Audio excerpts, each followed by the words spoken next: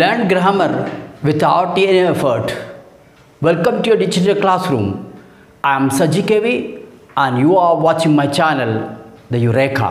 In the previous video, we learned auxiliary verb and type of auxiliary verbs. Primary auxiliary verb and modal auxiliary verb. And we started with the modal auxiliary verb, can and could. Those who have not watched the previous video, kindly watch the previous video to understand more about auxiliary verb. The link of the previous video is given in the description. Let's learn modal auxiliary verb may. Where do we use modal auxiliary verb may? We use may to express a wish, to express a possibility, to express a request. These are the three major uses of modal auxiliary verb may. Now, let us analyze the use of may when we use in a sentence. First, let us see may is used to express a possibility. For example, it is cloudy. It may rain today. Thus, it shows a possibility as it is cloudy. Let's examine another sentence. Though the train is late, he may reach home in time. A possibility of reaching home in time. Now, let's learn the next use of modal auxiliary verb may to express a wish. For example, may you be successful in your exam. This expresses a wish. Or, may God bless you. Another sentence that expresses the wish.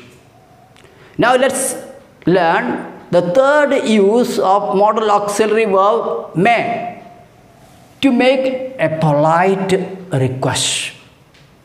For example, may I go out? We use this one when we seek permission to go out, to make a polite request. Thus, we learn may is used for expressing a polite request, to express a wish, and to express a possibility. Now, let's learn next auxiliary verb, might. When do we use might? We use might to express a remote possibility. For example, there aren't any clouds. It might rain today. You see, there aren't any clouds. That means very less possibility of rain. Remote possibility. Another example, let's see. He did not prepare for the exam. Still, he might pass the exam. Remote possibility. May not possible, but less chance for him to pass the exam. Might expresses remote possibility. May expresses possibility. Might express remote possibility. Now, next second use of might. To make a request with hesitation. For example, might I use your phone? Here, the person who asks this permission from another person hesitates, as he knows the person may not give him the phone for using. Another example, might I drive your car? The person may know that the owner may not give him the car for driving. Therefore, might I drive your car? Request with hesitation.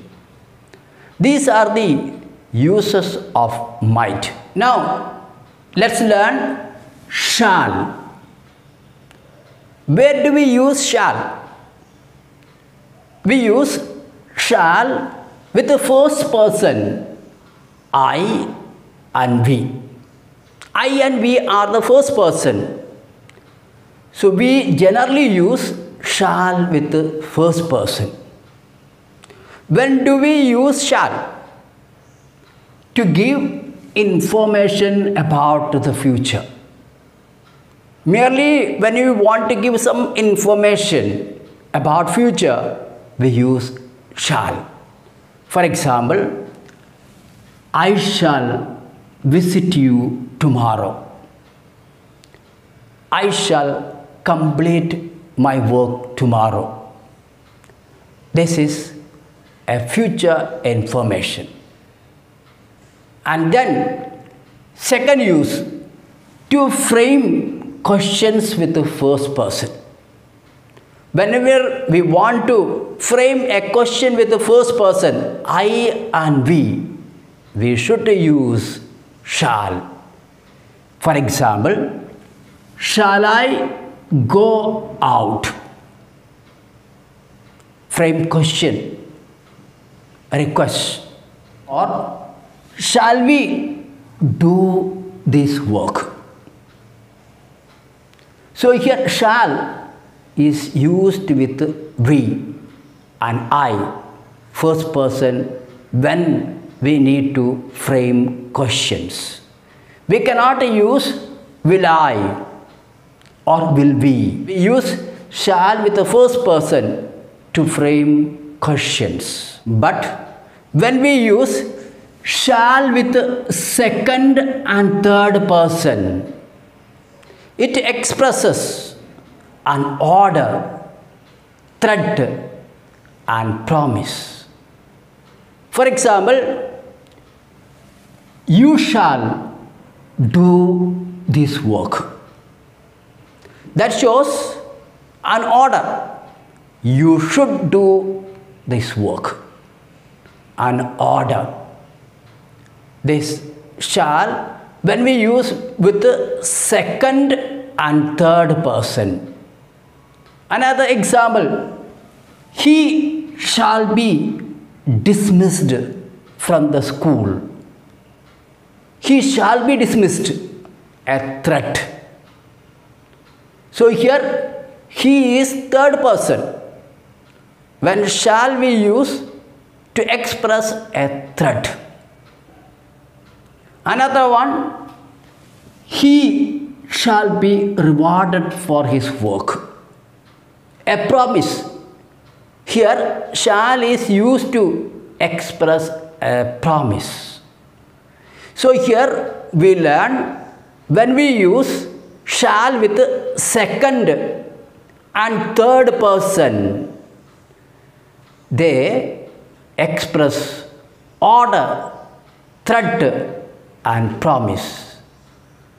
In order to understand further, we shall analyze one more sentence each. For example, you shall not go out today. It's an order. Another example, she shall not insult me. An order. That is, she should not insult me. And then Let's examine as a threat. If you misbehave in the class, you shall be dismissed. So here a threat. Another example, let's examine. If he fails in the exam, he shall not be promoted. So a threat. And then next to express a promise. For example, you shall be honored for your bravery. Giving an assurance here. So we will learn shall when we use with second and third person, it expresses an order, threat and promise. But when we use shall with the first person, I and we, that gives mere future information. And again, to frame question, we use shall. That is to say, shall should be used with the first person to frame question. What shall we do now? Now let's learn will. Here, will is used with the second and third person. You is the second person. He, they, she, etc. are third person. So, will is used with the second and third person for giving information and to make a request. For example, he will reach home by Sunday. So, here a future information is given. When we use will with the second and third person, that gives us information, future information. And second use, to frame questions, especially to make requests.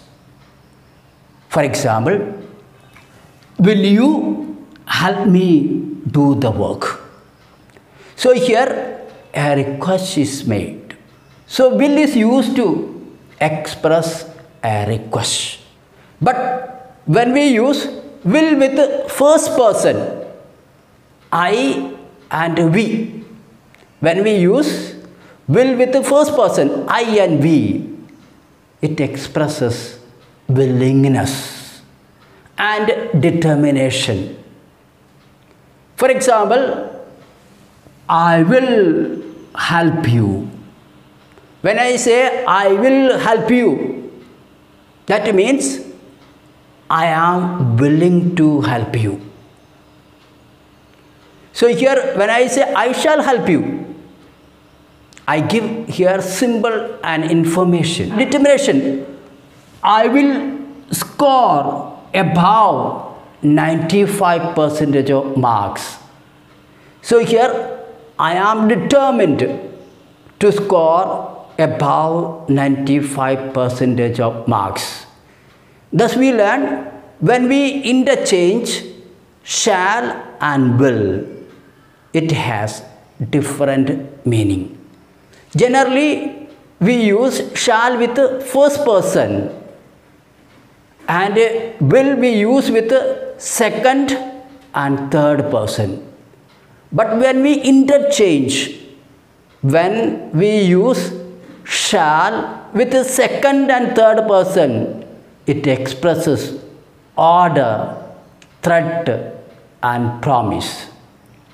In the same way, when we use will with the first person, I and we, it expresses willingness and determination. Though these days people do not make a clear-cut difference between will and shall, yet it has difference of meaning. Now let's examine the use of would. the modal auxiliary verb would.